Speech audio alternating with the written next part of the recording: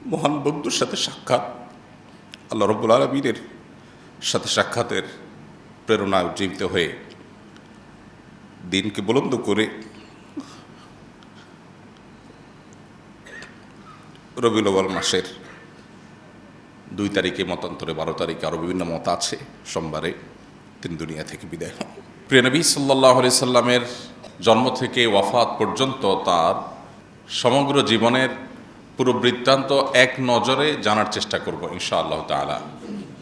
অর্থাৎ নবী আলাইহিস সালামের জন্ম থেকে ওয়াফাত পর্যন্ত প্রতি বছরে কখন কি ঘটেছে, কখন কি কি চ্যালেঞ্জের মুখোমুখি তিনি হয়েছেন এবং কোন চ্যালেঞ্জ কিভাবে তিনি মোকাবেলা করেছেন, শুধু এক নজরে আমরা তার জীবনটাকে জানার চেষ্টা করব, যার বৃত্তান্ত বা বিস্তারিত জানবার জন্য অবশ্যই আমাদেরকে এক বা একাধিক সিরাত গ্রন্থ কিংবা কোনো সিরিজ সিরাত আলোচনা শুনতে হবে ইনশাআল্লাহ তাআলা। তার জন্মের সন সম্পর্কে নিশ্চয়ই আমরা জানি 571, মতান্তরে 570 খ্রিস্টাব্দ।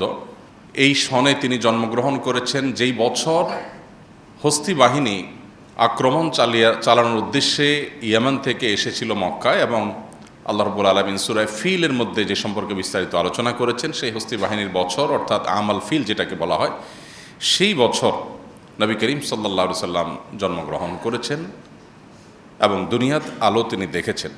জন্মের কয়েক মাস আগেই ভালোবাসার জন্মদাতা পিতা আল্লাহ রাব্বুল আলামিন তাকে দুনিয়া থেকে নিয়ে যান, মাতৃগর্ভেই তিনি বাবাকে হারান। এরপর যথারীতি বাবার পক্ষ থেকে দাদা অভিভাবক হয়ে তার নামকরণ করেন মুহাম্মদ সাল্লাল্লাহু আলাইহি ওয়াসাল্লাম।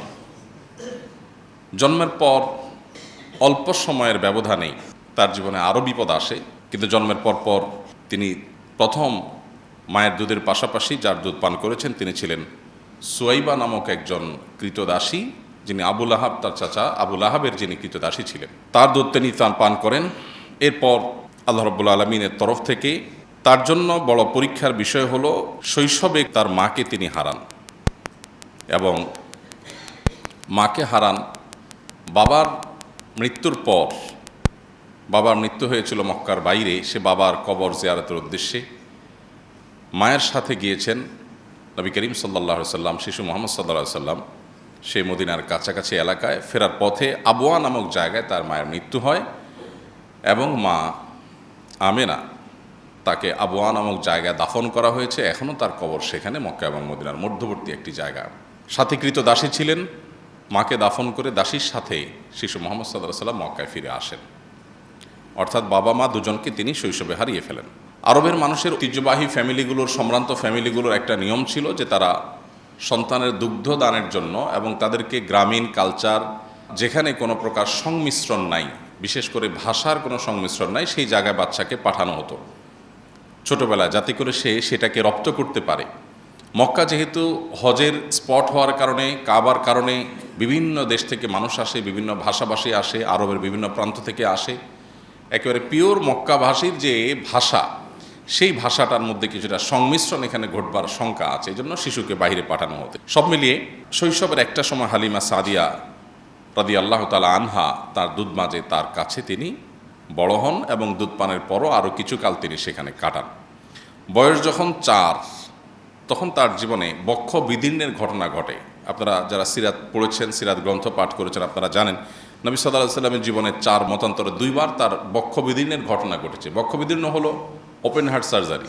আল্লাহ রাব্বুল আলামিন জিবরিল আলাইহিস সালামকে পাঠিয়েছেন, এবং জিবরিল আলাইহিস সালামকে পাঠানোর পর শৈশবে মুহাম্মদ সাল্লাল্লাহু আলাইহি সাল্লামকে একবার মা হালিমার কাছে যখন ছিলেন, তখন বাচ্চাদের সাথে খেলাধুলা করছেন, জিবরিল আসলেন, তাকে ধরে শুইয়ে দিলেন এবং তার বক্ষ বিদীর্ণ করে ভেতর থেকে তার বিভিন্ন অর্গান বের করে সেগুলোকে জান্নাত থেকে আনা পানি, জিবরিলের সাথে আনা পাত্র, সেটাতে পরিষ্কার করে রেখে আবার সেটাকে তিনি জোড়া লাগিয়ে দিলেন এবং তিনি উঠে গেলেন।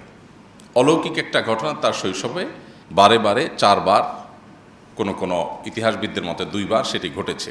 এরপর বয়স যখন 7, এই বক্ষবিদীর্ণের ঘটনা মূলত আল্লাহ রাব্বুল আলামিন ঘটিয়েছেন। তাকে যেহেতু নবী করা হবে, তাকে আল্লাহ রাব্বুল আলামিন অলৌকিকভাবে তার মধ্যে কিছু জিনিস ঘটিয়ে তাকে, তার পরিবারকে, মক্কাবাসীকে বার্তা দিচ্ছিলেন যে এই শিশু অন্য 10টি শিশুর মতো নয়, এ আল্লাহর নবী হবেন, আল্লাহ রাসূল হিসেবে মনোনীত, অতএব সেই জায়গা থেকে আল্লাহ তাআলা বার্তা দিতে চেয়েছেন। তার বাইরেও নবী করিম সাল্লাল্লাহু আলাইহি সাল্লামের ভেতরকার যে তার মানুষ হিসাবে আল্লাহ তাআলা তাকে যে সৃষ্টি করেছেন সেটাকে অতি মানবীয় পর্যায়ে নেওয়ার জন্য এটা এক ধরনের অপারেশন এবং আল্লাহর পক্ষ থেকে একটা কুদরতি ব্যবস্থাপনা ছিল। বয়স যখন 7, মাহারা হয়ে এখন একমাত্র অভিভাবক, একমাত্র দেখাশোনা করার মানুষ আব্দুল মুত্তালিবের সাথে তিনি বসবাস করতেন। মাত্র 1 বছরের ব্যবধানে 8 বছর বয়স যখন, তখন দাদা আব্দুল মুত্তালিবের মৃত্যু হয়। বয়স যখন 12, 8 থেকে 12, এই পুরো সময়টা চাচা আবু তালেবের অধীনে তিনি বড় হন এবং আবু তালেব তার অভিভাবকত্ব করেন। চাচা আবু তালেবের সাথে 12 বছর বয়সে সিরিয়ায় ব্যবসায়িক সফর সঙ্গী হিসাবে চাচার সাথে যান।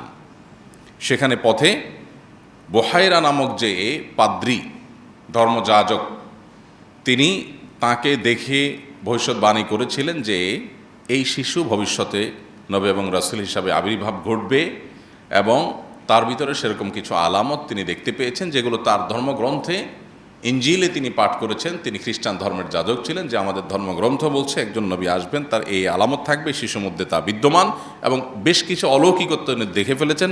দেখে বলেছেন যে এই শিশুকে সাবধানতার সাথে রাখতে হবে, সে নবী এবং রাসূল হিসাবে আগমন করবে, আবির্ভাব হবে। বুহাইরা নামক এই পাদ্রীর ভবিষ্যৎবাণী নিয়ে 12 বছর বয়সে নবী সাল্লাল্লাহু আলাইহি ওয়াসাল্লাম সিরিয়া থেকে মক্কায় ফিরে আসেন। এরপর তার বয়স যখন 14, 15 অথবা 20, তখন হরবুল ফুজার নামে ঐতিহাসিক একটা বড় যুদ্ধ হয়েছিল মক্কার অদূরেই।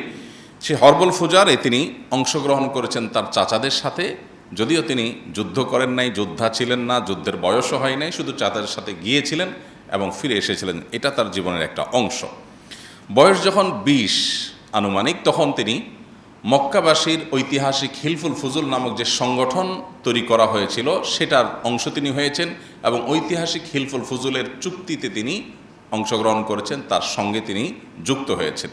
হিলফুল ফুজুল সম্পর্কে আমরা নিশ্চয়ই জানি যে মক্কায় বাহির থেকে আসা, হজ এবং উমরার উদ্দেশ্যে আসা আল্লাহর ঘরের মেহমান যারা আসতো, তাদেরকে মক্কায় কোনো দুষ্ট লোক যেন কোনোভাবে ক্ষতিগ্রস্ত না করতে পারে, কেউ যেন তাদেরকে ধোঁকা দিতে না পারে, সেজন্য সে সমস্ত মানুষদের অধিকার আদায়ের জন্য, অধিকার সংরক্ষণের জন্য হিলফুল ফুজুল নামে এই ঐতিহাসিক একটা সামাজিক চুক্তি হয়, একটি সংগঠন হয়। সেই হিলফুল ফুজুলের ঐতিহাসিক সামাজিক চুক্তিতে নবী সাল্লাল্লাহু আলাইহি সাল্লাম সংযুক্ত হন এবং তার সাথে সম্পৃক্ত হয়ে তিনি মক্কাবাসীর একটি মহৎ এবং ভালো কাজে সামিল হন। অথচ তার বয়স ছিল মাত্র তখন 20, যে বয়সে তিনি আসলে এ ধরনের গুরুগম্ভীর কাজে সংযুক্ত হওয়া তখনকার সমাজ বাস্তবতা অন্তত চিন্তাও করা যেত না। এরপর তার বয়স যখন 25 হয়, তখন তার জীবনে প্রথম বিবাহ বন্ধনে তিনি আবদ্ধ হন মা খাদিজা রাদিয়াল্লাহু তাআলা আনহার সাথে। মা খাদিজা রাদিয়াল্লাহু আনহার সাথে তার সংসার চলছিল এবং বয়স যখন 35 হয়, তখন তার বংশের নেতৃবৃন্দের উদ্যোগে যখন কাবাঘর নির্মাণ করার পর কাবাঘরের যে কালো পাথর, হাজরে আসওয়াদ পাথর, সেটা স্থাপন করা নিয়ে মক্কাবাসী কুরাইশের লোকেরা তারা যখন বিবাদে লিপ্ত হয়েছিল, তখন তিনি সবাইকে অদ্ভুত এবং অকল্পনীয় একটা আইডিয়া দিয়েছেন, যাতে পুরো সমাজের পুরো বিবাদ বিতণ্ডা থেমে গিয়েছিল। তিনি বলেছিলেন, তোমরা কে কাবাঘরের এই পাথর স্থাপন করবে, এই গৌরব কে অর্জন করবে, কে ইতিহাসের অংশ হবে, এটা নিয়ে তোমরা গণ্ডগোল ফাসাদে লিপ্ত হচ্ছ। আমি তোমাদেরকে একটা আইডিয়া দিচ্ছি, তাতে তোমাদের গণ্ডগোল থাকবে না। আর সেটি হলো, একটা বড় চাদরের মাঝে পাথরটা রাখো, এরপরে চাদরটা সবাই মিলে তোমরা ধরে চাদরটা ধরে সবাই মিলে উত্তোলন করো, তাতে করে সব গোত্রের প্রধানরা তোমরা শরিক হলে এখানে এককভাবে কারো ক্রেডিট থাকলো না। এরপর নবী সাল্লাল্লাহু আলাইহি ওয়াসাল্লাম সেটাকে স্থাপন করে দিলেন, যে স্থাপন তোমরাই করেছো, আমি তোমাদের সহযোগিতা করেছি। তো এর মাধ্যমে তিনি সামাজিক বিবাদ বিতণ্ডা এটা দূর করবার জন্য ঐতিহাসিক উদ্যোগ নিয়েছিলেন। বয়স যখন 39, ততদিনে তিনি মক্কার মানুষদের কাছ থেকে আল আমিন উপাধিতে ভূষিত হয়েছেন। তার সততা, সত্যবাদিতা, আমানতদারিতা, এগুলোর কারণে ব্যাপকভাবে জনশ্রুতি হয়েছে এবং সবার কাছে প্রতিষ্ঠিত হয়ে গেছে তিনি আল আমিন হিসেবে। বয়স যখন 40, তখন তিনি নবুয়তের দায়িত্ব অফিসিয়ালি আল্লাহ তাআলার পক্ষ থেকে পাঠানো জিবরিলের কাছ থেকে বুঝে পান এবং এরপর সূরা আলাকের 5টি আয়াত, ইকরা বিসমি রাব্বিকাল্লাযী খালাক, এখান থেকে নিয়ে 5টি আয়াত সর্বপ্রথম কোরআনের নাজিল হয় এবং তার জীবনের নতুন যাত্রা শুরু হয়। নবুয়তের দায়িত্ব বুঝে পাওয়ার পর এখন তাবলীগুর রিসালা বা নবুয়তের দাওয়াত দেওয়া আল্লাহর পক্ষ থেকে এটা তার উপরে আবশ্যক হয়। এরপর এবং এই ঘটনা নবুয়ত প্রাপ্তির এই ঘটনা 17ই রমাদান অথবা 8ই রবিউল আউয়াল, দুটি মত পাওয়া যায়, আরও মত রয়েছে মতান্তরে। এই 2 তারিখের কোনো একটা তারিখে প্রসিদ্ধ মত অনুযায়ী তিনি এই দায়িত্ব বুঝে পান। বয়স যখন তার 42 থেকে 43, এই পুরো সময়টা 41, 42, 43, এই পুরো সময়টা তিনি গোপনে ইসলামের দাওয়াত দেন। কারণ আল্লাহ তাআলা তাকে নির্দেশ করেছেন যে প্রকাশ্যে ইসলামের দাওয়াত দেওয়া যাবে না, গোপনে ইসলামের দাওয়াত দিতে হবে। কেন? কারণ হঠাৎ করে মক্কার মানুষজন এই দাওয়াত, তাওহীদের দাওয়াত গ্রহণ করা তাদের জন্য কঠিন হবে। সেজন্য তাদেরকে গোপনে ইসলামের দাওয়াত নবী সাল্লাল্লাহু আলাইহি ওয়াসাল্লামকে দেওয়ার নির্দেশ করা হলো। তিনি গোপনে ইসলামের দাওয়াত দিলেন। সর্বপ্রথম ইসলাম গ্রহণ করলেন মেয়েদের মধ্যে তার স্ত্রী খাদিজা রাদিয়াল্লাহু তাআলা আনহা, এবং সবার মধ্যে তিনি প্রথম, অর্থাৎ পৃথিবীর ইতিহাসে প্রথম ইসলাম গ্রহণ কোনো পুরুষ করেননি। সর্বপ্রথম ইসলাম গ্রহণ করেছেন একজন নারী। ইসলামের জন্য সর্বপ্রথম জীবন দিয়েছেন যিনি, তিনিও একজন নারী। আল্লাহ তাআলা এইভাবে নারীকে বিভিন্নভাবে সম্মানিত করেছেন ইসলামের মাধ্যমে। এরপর যুবকদের মধ্যে ইসলাম গ্রহণ করেছেন সবার আগে আলী রাদিয়াল্লাহু তাআলা আনহু, আর বয়স্কদের মধ্যে, সিনিয়রদের মধ্যে ইসলাম গ্রহণ করেছেন সবার আগে আবু বকর রাদিয়াল্লাহু তাআলা আনহু। এরপর 3 বছর যখন গোপনে ইসলামের দাওয়াত চলছিল, খুব সীমিত সংখ্যক, হাতে গোনা কয়েকজন মানুষ ইসলাম গ্রহণ করেছেন। তার 3 বছর পর, অর্থাৎ বয়স যখন তার 44, তখন থেকে আল্লাহর পক্ষ থেকে প্রকাশ্যে ইসলামের দাওয়াত দেওয়ার নির্দেশ আসলো। তখন তিনি প্রকাশ্যে ইসলামের দাওয়াত দেওয়া শুরু করলেন। তার প্রকাশ্যে ইসলামের দাওয়াত দেওয়ার প্রথম দিনে, প্রথম প্রহরেই তিনি শারীরিকভাবে আক্রমণের শিকার হন। আল্লাহ তাআলা কোরআনে কারিমে যখন আয়াত নাজিল করেছেন, ওয়া আনজির আশীরাতাকাল আকরাবিন, আপনি আপনার নিকটাত্মীয় বংশের লোকদের সবাইকে সতর্ক করুন, তখন নবী করিম সাল্লাল্লাহু আলাইহি ওয়াসাল্লাম সাফা পাহাড়ের চূড়ায় উঠে সবাইকে আহ্বান করেন, সবাইকে ডাকেন এবং বলেন যে আমি পাহাড়ের উপরে আছি, তোমরা নিচে আছো। সবাইকে আগে ডেকে সমবেত করেন যে সবাই একটু একসাথে হও, অত্যন্ত গুরুত্বপূর্ণ একটা ইনফরমেশন তোমাদের জন্য আছে। সবাই দৌড়ে আসলো তার ডাক শুনে, কারণ ইতিপূর্বে তিনি কখনো এইভাবে ডাকেননি। সবাই, গোত্রপ্রধানরা, নেতৃবৃন্দরা সবাই আসছে সমাজে। তিনি সবাইকে বললেন, আমি যে পাহাড়ের চূড়ায় আছি, এখান থেকে আমি অনেক দূরে দেখতে পাচ্ছি, তোমরা নিচে আছো, তোমরা দেখতে পাচ্ছ না। এখন আমি যদি তোমাদেরকে বলি যে দূরে আমি যে দেখতে পাচ্ছি সেখানে শত্রু বাহিনী সশস্ত্র হয়ে তারা আসছে তোমাদের মক্কা আক্রমণ করবার জন্য, তোমরা কি আমাকে বিশ্বাস করবে? সবাই সমস্যারে বলল, হ্যাঁ, জীবনে তুমি মিথ্যা বলনি আমাদের কাছে কখনো, তোমাকে আল আমিন আমরাই উপাধি দিয়েছিলাম, এই পদক আমরাই দিয়েছিলাম সবাই মিলে, অতএব তুমি যদি বলো ডেফিনেটলি তুমি দেখেই বলবে তুমি তো মিথ্যা বলো না, সো আমরা বিশ্বাস করবো ডেফিনেটলি। তখন তিনি বললেন, তারপরে পদক্ষেপ কি হবে তোমাদের? সবাই বললেন, এরপরের পদক্ষেপ হবে আমরা এই শত্রুদের মোকাবেলার জন্য সবাই ঝাঁপিয়ে পড়ব। নবী করিম সাল্লাল্লাহু আলাইহি ওয়াসাল্লাম তখন তাদেরকে বললেন, আমি উপমাটা দিয়েছি একটা কথা বোঝাবার জন্য, সেটা হলো আল্লাহ তাআলা আমাকে জান্নাত জাহান্নাম পর্যন্ত দেখবার সুযোগ করে দিয়েছেন। ওহির মাধ্যমে আমার কাছে আল্লাহ তাআলা স্পষ্ট করে দিয়েছেন, উপস্থাপন করে দিয়েছেন জান্নাত জাহান্নাম আখিরাতের সব স্তরগুলো আমি দেখতে পাচ্ছি। আমি যেটা প্রত্যক্ষ করছি, আমি যেটা জানছি ওহির মাধ্যমে, সে বিষয়ে আমি তোমাদেরকে সতর্ক করছি, তোমরা সে জাহান্নাম থেকে বাঁচার জন্য প্রস্তুতি গ্রহণ করো। এই যে তার অভিনব বুদ্ধিদীপ্ত হিকমাপূর্ণ দাওয়া, এটা তার প্রকাশ্যে দাওয়াতের সূচনা।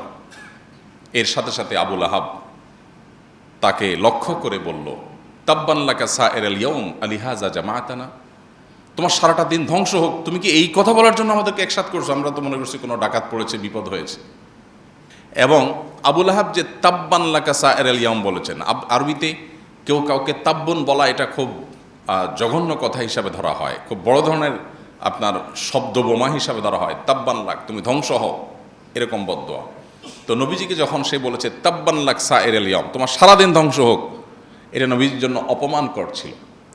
আল্লাহ রাব্বুল আলামিন তার জবাবে সূরা তাব্বাত ইয়াদা নাজিল করে সেখানে আল্লাহ তাআলা বলেছেন, তাব্বাত ইয়াদা আবি লাহাবি ওয়া তাব, যে আবু লাহাব 2 হাত তুলে আমার নবীকে তাব্বান লাক বলছে, মোহাম্মদ তোমার সারাদিন ধ্বংস হোক এই কথা বলছে, ওর 2 হাত ধ্বংস হবে, সে নিজে ধ্বংস হবে এবং তার স্ত্রী যে তার এই অপকর্মের সহযাত্রী এবং সহযোগী, সেও ধ্বংস হবে।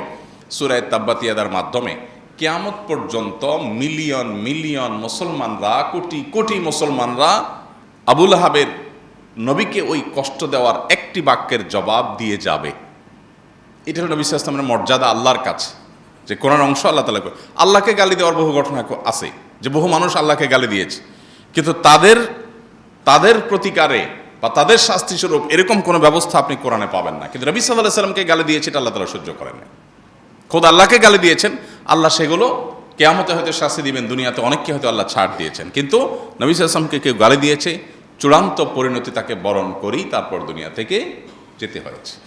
যাই হোক, তো নবী করিম সাল্লাল্লাহু আলাইহি সাল্লাম 44 বছর বয়সে যখন প্রকাশ্যে ইসলামের দাওয়াত শুরু করেছেন, তার পরপরই 45 বছর বয়স যখন তার নবুয়তের ৫ম বছর যেটি, সে বছর জাফর রাদিয়াল্লাহু তাআলা আনহু ইসলাম গ্রহণ করেছেন। এবং তখন মক্কার প্রকাশ্যে ইসলাম প্রচারের পর থেকে বিশেষ করে নির্যাতনের মাত্রা বেড়ে গেল, এবং যারা ইসলাম গ্রহণ করেছে দুর্বল বেলাল রাদিয়াল্লাহু তাআলা সহ সাহাবীদের প্রতি নির্মম নির্যাতন শুরু হয়ে গেল।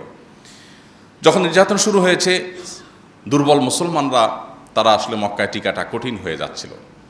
তখন আল্লাহর নির্দেশে প্রথম হিজরত বা দেশ ত্যাগের নির্দেশ আসে, যেটাকে হিজরতে হাবশা বলা হয়। এখন বর্তমানে আধুনিক বিশ্বের ইথিওপিয়ার রাজধানী আদ্দিস আবাবা থেকে কয়েকশো কিলোমিটার দূরে টিগ্রে নামক একটা অঞ্চল আছে, বিভাগ আছে তাদের। সে টিগ্রে এলাকায় হাবসি ভিলেজ এখনও আছে, এবং সেখানকার যেই ব্যক্তি তাদেরকে ওয়েলকাম করেছেন, সেখানকার যে শাসক ছিলেন নাজাশি যাকে বলা হয়, সে নাজাশি বাদশাহ তিনি ইসলাম গ্রহণ করেছেন নবীজিকে না দেখেই, তার বর্ণনা শুনেই। এবং নবী সাল্লাল্লাহু আলাইহি সাল্লাম তার মৃত্যুর সংবাদ শুনে দূরদেশ আরব থেকে তিনি তার জানাজার সালাত, গায়েবানা জানাজার সালাত আদায় করেছিলেন। এই পুরো ঘটনা অর্থাৎ হিজরতে হাবশার ঘটনা, এটি নবী সাল্লাল্লাহু আলাইহি ওয়াসাল্লামের নবুয়তের ৫ম বছর বা তার বয়স যখন ৪৫ সে বছর ঘটে। এবং সে বছর দুইবার হিজরতের ঘটনা ঘটে। প্রথমবার হিজরতে কয়েকজন নারী পুরুষ, ১১ জন পুরুষ এবং ৫ জন নারী ছিলেন। আর দ্বিতীয় দফা হিজরতে ৮৬ জন পুরুষ এবং ১৬ জন নারী ছিলেন, এবং এদের নেতৃত্বে ছিলেন প্রথম দফাতেই জাফর রাদিয়াল্লাহু তাআলা আনহু। এবং একই বছর নির্যাতনের স্টিম রোলারে সুমাইয়া রাদিয়াল্লাহু তাআলা আনহা, একজন নারী, তিনি শাহাদাত বরণ করেন, এবং তাকে নির্মমভাবে, অত্যন্ত নৃশংসভাবে লজ্জাস্থানে বর্ষার আঘাত দিয়ে তাকে হত্যা করা হয়, তাকে খুন করা হয়, তিনি শাহাদাত বরণ করেন। ইসলামের ইতিহাসে প্রথম শহীদ যিনি জীবন দিয়েছেন তিনি সুমাইয়া রাদিয়াল্লাহু তাআলা আনহা। এরপর তার বয়স যখন ৪৬ এবং নবুয়তের ৬ষ্ঠ বছর, সেই বছর হামজা এবং ওমর রাদিয়াল্লাহু তাআলা আনহুমা দুজনে ইসলাম গ্রহণ করেন। এবং সর্বপ্রথম ওমর রাদিয়াল্লাহু তাআলা ইসলাম গ্রহণ করার পরে তিনি বললেন, আমরা যখন সত্য দ্বীনের অনুসারী, তাহলে আমরা গোপনে কেন নামাজ পড়ব, আমরা হারামে প্রকাশ্যে নামাজ পড়ব। তখন মসজিদুল হারামে প্রকাশ্যে তার নেতৃত্বে নামাজ পড়া শুরু হয়। বয়স যখন তার ৪৭ এবং নবুয়তের ৭ম বছর, তখন তার উপর এবং মুসলমানদের উপর নেমে আসে নির্যাতনের সবচেয়ে বড় স্টিম রোলার, যেটাকে অবরোধের সময় বলা হয়। সে আবি তালেব একটা জায়গায় নবী সাল্লাল্লাহু আলাইহি ওয়াসাল্লাম তার প্রতি তার অনুসারী এবং তাকে যারা সহযোগিতা করেছে কুরাইশ বংশের, তাদেরকে একঘরে করে রাখার জন্য মক্কার মুশরিকরা সিদ্ধান্ত নিল, এবং ৩ বছর টানা তাদের সাথে সকল প্রকার কথাবার্তা, যোগাযোগ, লেনদেন, কেনাবেচা সব বন্ধ করে দিল। যেটা সেই যুগের, সেই পৃথিবীতে সেই অবরোধের মধ্যে কোনো মানুষের বেঁচে থাকাও সম্ভব না যদি সমাজের মানুষ অবরোধ করে। সেরকম একটা পরিস্থিতিতে অত্যন্ত করুণ পরিস্থিতি হয়েছিল, এবং মানুষ না খেয়ে সাহাবীরা কঙ্কালসার হয়ে যাচ্ছিল, মৃত্যুর মুখোমুখি হয়ে যাচ্ছিল, এবং খুব ভয়াবহ সময় পার করেছিল ৩টি বছর।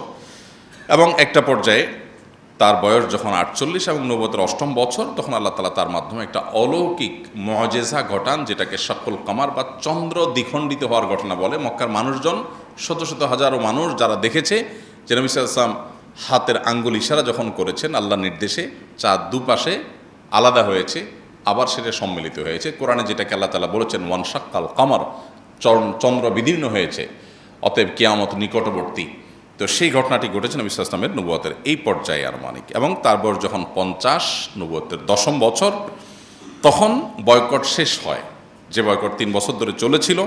এবং একই বছর তার জীবনের সবচেয়ে বড় দুই সহযোগী, ভরসাস্থল, একজন বাহিরে থাকা আবু তালেব চাচা আর ভেতরে থাকা খাদিজা রাদিয়াল্লাহু আনহা, দুজনেই একই বছর মারা যান। তার জীবনের এই বছরটাকে বলা হয় আমাল হুজন বা বিপদের বছর, কারণ সবচাইতে আপন দুজন মানুষ একসাথে চলে যান।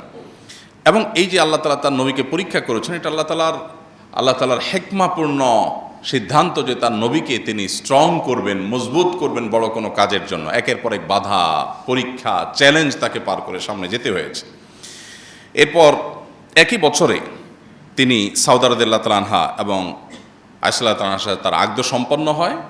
আয়েশা রাদিয়াল্লাহু তাআলার সাথে সংসার জীবন শুরু করেন আরও অনেক পরে, কিন্তু শুধু আকদটা সম্পন্ন হয় তখন, আর সাউদা রাদিয়াল্লাহু তাআলার সাথে তখন আকদ এবং সংসার একসাথে শুরু হয়। এবং এই বছরই তিনি তায়েফে দাওয়াত নিয়ে যান এবং তার সাথে থাকা যায়েদ ইবনে হারিসা রাদিয়াল্লাহু তাআলার সাথে নির্মম নির্যাতনের শিকার হন, রক্তে রঞ্জিত হয়ে মক্কায় ফিরে আসেন। বয়স যখন তার 52 এবং নবুয়তের 12তম বছর, সে বছর তার জীবনে ইসরা এবং মেরাজের ঘটনা ঘটে এবং 5 ওয়াক্ত নামাজের বিধান আল্লাহ তাআলা তাকে দেন। এবং একই বছর মদিনা থেকে আসা 12 জন হাজি যারা হজে আসছেন, তারা মিনার কোনো একটা পাহাড়ের পাদদেশে নবী সাল্লাল্লাহু আলাইহি ওয়াসাল্লামের সাথে মিলিত হন এবং বায়াতে আকাবায়ে উলা বলা হয় ইতিহাসে। নবী সাল্লাল্লাহু আলাইহি ওয়াসাল্লামের হাতে হাত রেখে তারা বায়াত নেন, ইসলাম গ্রহণ করে এবং নবীজিকে মক্কায় যাওয়ার হিজরতের আমন্ত্রণ তারা জানান। অর্থাৎ শুরু থেকেই মদিনাতে হিজরত করার একটা প্রেক্ষাপট শুরু হয়। এরপর তার বয়স যখন 53, নবুয়তের 13তম বছর, তখন আল্লাহর পক্ষ থেকে হিজরতের অনুমোদন আসে, বায়াতে আকাবায়ে সানিয়া আসে, বা মদিনা থেকে এবছর হজ থেকে আসা, হজের জন্য আসা 72 জন পুরুষ এবং 12 জন নারী ইসলাম গ্রহণ করেন। এবং তারা বলেন, আপনি মদিনায় আসেন, মক্কাবাসীর এই জুলুমে আপনার থাকার কোনো মানে নাই, আপনার সাথে যত লোক আসবে সবাইকে ওয়েলকাম করার জন্য মদিনাবাসী আমরা প্রস্তুত, আপনি চলে আসেন। তখন তিনি পরামর্শ করলেন, আল্লাহর পক্ষ থেকে অনুমোদন আসলো হিজরতের, তিনি হিজরতের সিদ্ধান্তও নেন। এদিকে নবী সাল্লাল্লাহু আলাইহি ওয়াসাল্লামকে হত্যার বহু ষড়যন্ত্র আগেও হয়েছে, এখনও চলছে। নবী সাল্লাল্লাহু আলাইহি ওয়াসাল্লাম এর মধ্য দিয়েই বয়স যখন তার 54 এবং নবুয়তের যখন 14তম বছর শুরু, তখন তিনি হিজরতের উদ্দেশ্যে রাতের গভীরে আবু বকর রাদিয়াল্লাহু আনহুকে সাথে নিয়ে বের হন এবং মক্কা থেকে মাত্র 5 কিলোমিটার দূরে গারে সৌরে 3 দিন অবস্থান গ্রহণ করেন। অত্যন্ত সুকৌশলী একটা সিদ্ধান্ত। যখন মক্কা থেকে গারে সৌরে তিনি আশ্রয় নেন, তিনি সোজা টানা মক্কা থেকে মদিনার পথে চলে যেতে পারতেন, না গিয়ে তিনি মক্কা থেকে অদূরে 5 কিলোমিটার দূরে গিয়ে একটা গুহায় 3 দিন অবস্থান করেন। উদ্দেশ্য যে মক্কার মুশরিকরা তাকে খুঁজে পাবে না। তখনকার যে রাস্তা, এই রাস্তা ধাওয়া করে একজন মানুষকে ধরে ফেলা তো খুব সহজ কাজ। তো তিনি যদি রাস্তা কন্টিনিউ করতেন তাহলে তাকে তারা ধরে ফেলতো। আল্লাহ নির্দেশে, আল্লাহর ইশারায় তিনি গুহায় আশ্রয় নিলেন 3 দিন। 3 দিন ধরে যখন তাকে কোথাও খুঁজে পায়নি মক্কার মুশরিকরা, তখন তারা আশা ছেড়ে দিয়েছে, তাহলে আমাদের হাতের নাগালে বাইরে চলে গেছে। অথচ তিনি খুব কাছেই ছিলেন তখন। গারে সৌরে 3 দিন অবস্থান করার পর তিনি যখন একটা পর্যায়ে 1 থেকে 12ই রবিউল আউয়াল পর্যন্ত টানা বিভিন্নভাবে সফর করার পর মদিনায় গিয়ে পৌঁছালেন, তখন মদিনাবাসী কুবা নামক জায়গা, যেখানে আমরা হজে গেলে দেখে থাকি কুবাতে একটা মসজিদ আছে, এইখানে মদিনার এন্ট্রেন্স পয়েন্ট ছিল, তখন প্রবেশ দ্বার ছিল মদিনার, তখনকার যে রুট ছিল সেই রুটে। এই জায়গায় শত শত মানুষ, যুবক, বৃদ্ধ, বিভিন্ন বয়সের শিশু সবাই একত্র হয়ে নবী সাল্লাল্লাহু আলাইহি ওয়াসাল্লামকে ওয়েলকাম করেন এবং তলা আল বদরু আলাইনা ওয়াক্তাবাত মিনহাল বুদুরু, এই যে ঐতিহাসিক যে তাদের কবিতার মাধ্যমে নবী সাল্লাল্লাহু আলাইহি ওয়াসাল্লামকে ওয়েলকাম করানো, সেটা তারা করেছে। এরপর তিনি মসজিদে মদিনায় ঢোকার পর তার বয়স যখন 54, নবুয়তের 14তম বছর এবং হিজরতের প্রথম বছর, এই বছরে তিনি মদিনায় ঢুকে প্রথম মসজিদে কুবা নির্মাণ করলেন। এরপরে পাশে আরেকটা মসজিদ তৈরি করলেন, এটা মসজিদে জুমা, এবং একই বছর মসজিদে নববী তৈরি করলেন। এবং ঐতিহাসিক মদিনা সনদ ইয়াহুদীদের সাথে এই বছরই তিনি সম্পাদন করেন। আজান একামতের বিধিবিধান এই বছরই শুরু হয় এবং এই বছরই সালমান ফারসি রাদিয়াল্লাহু তাআলা আনহু ইসলাম গ্রহণ করেন। অনেকগুলো ঘটনাবহুল বছর ছিল এটি। তার বয়স যখন 55 এবং হিজরতের 2য় বছর, এই বছরে কেবলা পরিবর্তনের বিধান আসলো। তিনি যখন মক্কা থেকে মদিনা আসছেন, তখন তিনি মদিনা থেকে তিনি বাইতুল মাকদিসের দিকে নামাজ পড়তেন। তারপর আল্লাহ নির্দেশ করলেন যে আপনি কাবার দিকে ফিরে নামাজ পড়ুন। আপনারা মদিনা যারা যান, 2 কেবলার মসজিদ সম্পর্কে জানেন। সেখানে আল্লাহর বিধান আসার সাথে সাথে সাহাবীরা নামাজের মধ্যেই কেবলা পরিবর্তন করে, এই জন্য এটাকে 2 কেবলার মসজিদ বলা হয়। যে একই নামাজে 2টা কেবলা তারা মেনটেন করেছেন। প্রথমে কিছু নামাজ পড়েছেন বাইতুল মুকাদ্দাসের দিকে, এরপরে যখন নামাজের রত অবস্থায় কেউ একজন এসে সংবাদ দিল যে মুহাম্মদ সাল্লাল্লাহু আলাইহি ওয়াসাল্লাম এর প্রতি আল্লাহ তাআলা নতুন বিধান জারি করেছেন, মক্কার দিকে কাবার দিকে ফিরে নামাজ পড়তে হবে, তখন তারা নামাজের মধ্যেই চেঞ্জ হয়ে যান। এই জন্য এটাকে 2 কেবলার মসজিদ বলা হয়। আমরা যারা মদিনায় যাই তারা অনেকেই সেটা দেখার জন্য যাই। তো এই ঘটনা ঘটে শাবান মাসে নবী সাল্লাল্লাহু আলাইহি ওয়াসাল্লামের হিজরতের 2য় বছর এবং তার বয়স যখন 55, নবুয়তের বয়স যখন 15। এরপর একই বছর 17 রমাদান ইসলামের ইতিহাসের প্রথম বড় সম্মুখ সমর বদর যুদ্ধ সংগঠিত হয়েছে এবং প্রথম বড় বিশাল বিজয়, অলৌকিকভাবে 313 জন মানুষ অনেকটা অস্ত্রশস্ত্র ছাড়াই পুরো বিশাল বড় শক্তি পরাশক্তির বিরুদ্ধে আল্লাহ তাআলা তাদেরকে অলৌকিক বিজয় দিয়েছে। এটা হলো মুসলমানদের অগ্রযাত্রার জন্য অনেক বড় একটা প্রেরণা ছিল আল্লাহর তরফ থেকে। এই বছরই অর্থাৎ 2য় হিজরিতেই রমজানের রোজা ফরজ করা হয়েছে এবং এই বছরই সর্বপ্রথম ঈদুল ফিতর আদায় করেছেন, ঈদুল আজহা আদায় করেছেন মুসলমানরা। এবং এই বছরই অনেকগুলো বিধিবিধান নাজিল হয়েছে, যেমন কোরবানির বিধান নাজিল হয়েছে, তারপরে ফিতরার বিধান নাজিল হয়েছে, জাকাতের বিধান নাজিল হয়েছে, এবং এবছরই ফাতিমা রাদিয়াল্লাহু তাআলা আনহার সাথে আলী রাদিয়াল্লাহু তাআলা আনহুর বিবাহ সম্পাদন হয়। নবুয়তের বয়স যখন 56, নবী সাল্লাল্লাহু আলাইহি ওয়াসাল্লামের বয়স যখন 56, নবুয়তের বয়স যখন 16 এবং হিজরতের 3য় বর্ষ যখন, সে বছর নবী সাল্লাল্লাহু আলাইহি ওয়াসাল্লামের সামনে আসে ওহুদের যুদ্ধ। 7ই শাওয়াল ওহুদের যুদ্ধ সংগঠিত হয়। সেখানে 70 জন সাহাবী শাহাদাত বরণ করেন। হানজালা রাদিয়াল্লাহু তাআলা আনহু, হামজা রাদিয়াল্লাহু তাআলা আনহু, প্রসিদ্ধ সাহাবীদেরকে নবী সাল্লাল্লাহু আলাইহি ওয়াসাল্লাম হারান, এবং স্বয়ং নবী সাল্লাল্লাহু আলাইহি ওয়াসাল্লামের দাঁত ভেঙে তিনি রক্তাক্ত হন এবং তার কয়েক জায়গায় ইনজুরি হয়।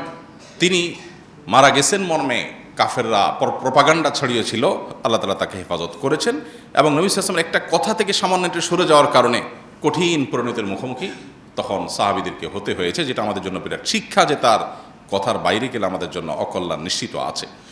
একই বছর অনেকগুলো বিধিবিধান নাজিল হয়েছে। এর ভিতরে মেয়েদেরকে পর্দার বিধান এই বছর নাজিল হয়েছে। তার আগ পর্যন্ত মেয়েরা ছেলেদের সাথে পর্দা করার বিধান ছিল না।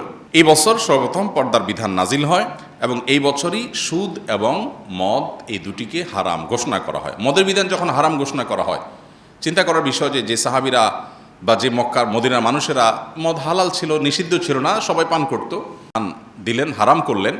মদের যে ভাঁড়গুলো ছিল এগুলো সব রাস্তায় ছুঁড়ে ছুঁড়ে সাহাবীরা ফেলছিলেন, এবং মদের স্রোত রীতিমতো বহমান হয়েছিল। এই পরিস্থিতিতে সাহাবা একরামের আনুগত্যের একটা দারুণ দৃষ্টান্ত স্থাপিত হয়। এটা ছিল 3য় হিজরির ঘটনা। এরপরে 4র্থ হিজরিতে তার বয়স যখন 57, নবুয়তের বয়স যখন 17, সেই বছর বড় যে ঘটনা ঘটে সেটা হলো ইয়াহুদিরা যাদের সাথে মদিনা সনদে চুক্তি হয়েছে যে এই রাষ্ট্রকে আমরা সবাই মিলে সেভ করব, আমরা উভয় মিলেমিশে বসবাস করব, এই ভূমিতে তুমি তোমার ধর্ম পালন করবে, আমি আমার ধর্ম পালন করব, তখন তারা বিশ্বাসঘাতকতা করে, এবং বনু নাজিরের বিশ্বাসঘাতকতার কারণে তাদেরকে মদিনা থেকে বের করে দেওয়া হয়, বিশ্বাস ভঙ্গের কারণে, চুক্তি ভঙ্গের কারণে। এবং একই বছরে গজওয়াত জাতুর রিকা সেটাই সংগঠিত হয়, এবং একই বছরে আরও অনেকগুলো ঘটনা ঘটে।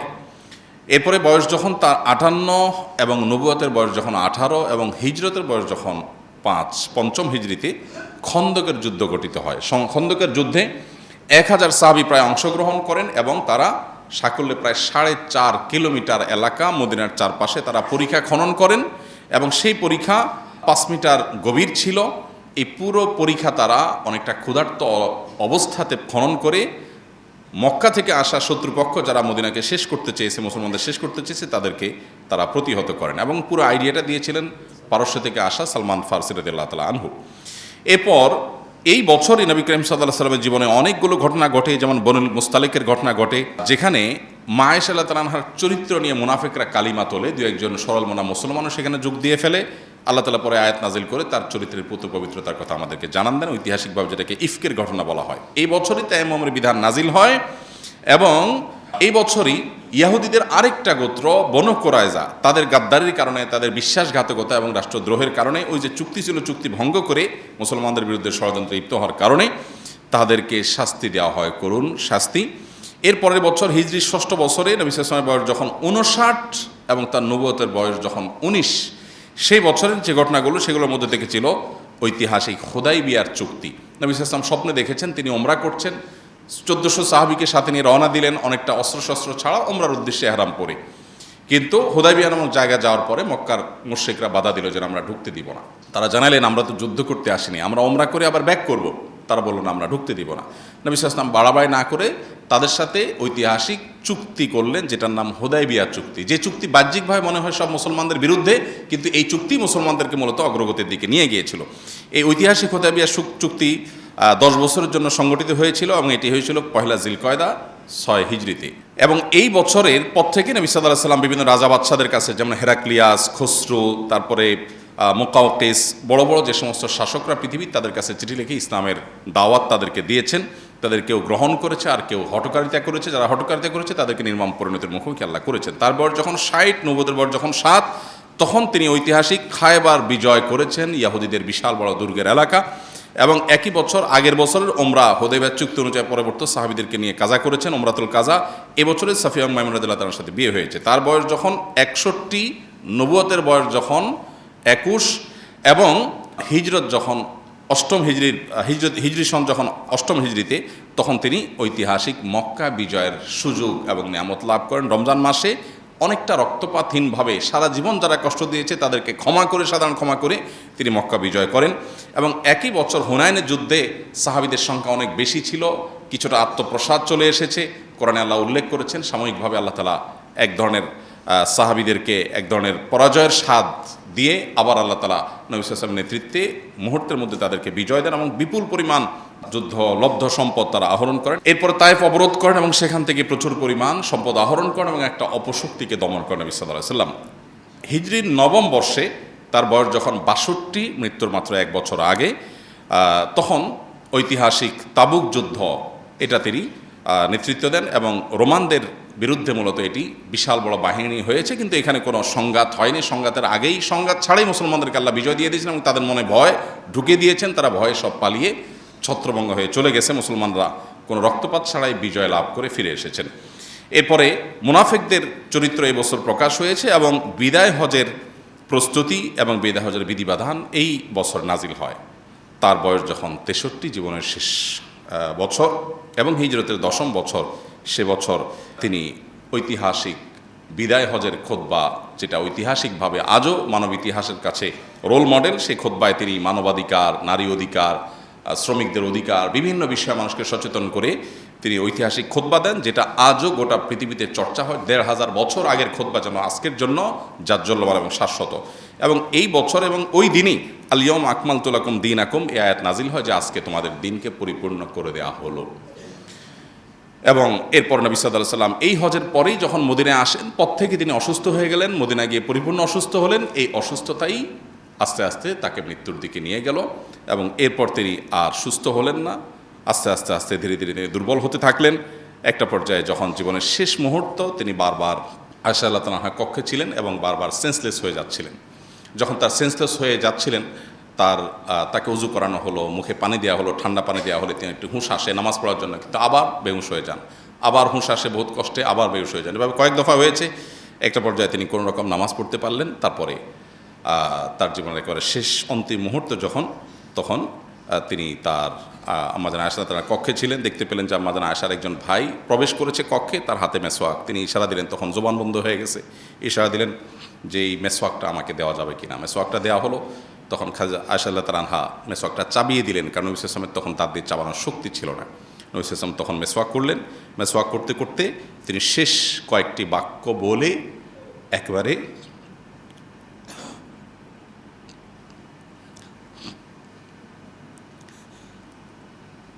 আর রফিক আল আলা মহান বন্ধুর সাথে সাক্ষাৎ